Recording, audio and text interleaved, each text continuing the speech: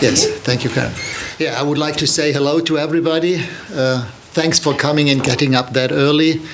To be honest, in my career, it's probably the most early press conference in my life. I haven't had a press conference at 9 a.m., but due to the fact that we have the next game coming up on Sunday in 2 days' time, and I will have the first training session with the players, there was no alternative to having a press conference at 9, and I'm very much looking forward to the next couple of days, weeks, and months working together with you. And once again, thanks for coming here and spending the time with us. Okay, if you'd like to raise your hands. Simon? Hi, Ralf. We were led to believe that roughly this time last year you spoke to Chelsea and said you didn't want to be an interim manager. I don't know whether that's true, but what can you achieve in the 6 months you've been given here, and what is your vision for Manchester United?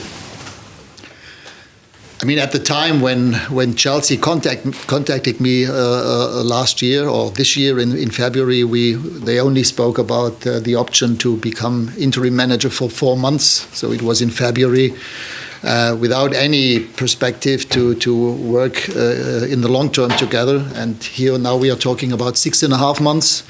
So we only have 1/3 of all the games played in the Premiership, and as you all know, we have also agreed upon a 2-year advisory role after those 6.5 months. And and in the end, to be honest, if a club like Manchester United contacts you for such a role, you cannot possibly turn it down.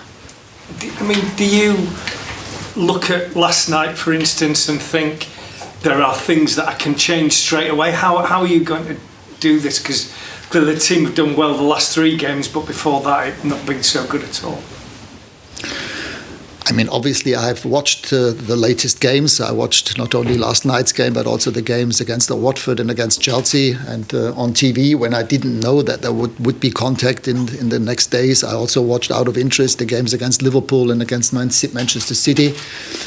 So I'm pretty well aware and acquainted with what's happening here in the club and in the Premiership.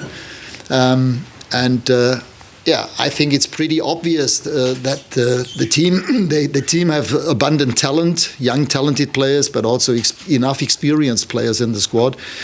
But I mean, the major target for me in the next couple of weeks is just to bring more balance into the team. Even yesterday, we conceded 2 goals. We needed 3 goals in the end to win the game. And if you look at the total goals, number of goals conceded, it's almost two on average per game, and this is just too much. So this is my approach to help the team to get more balance, to get more control on the game.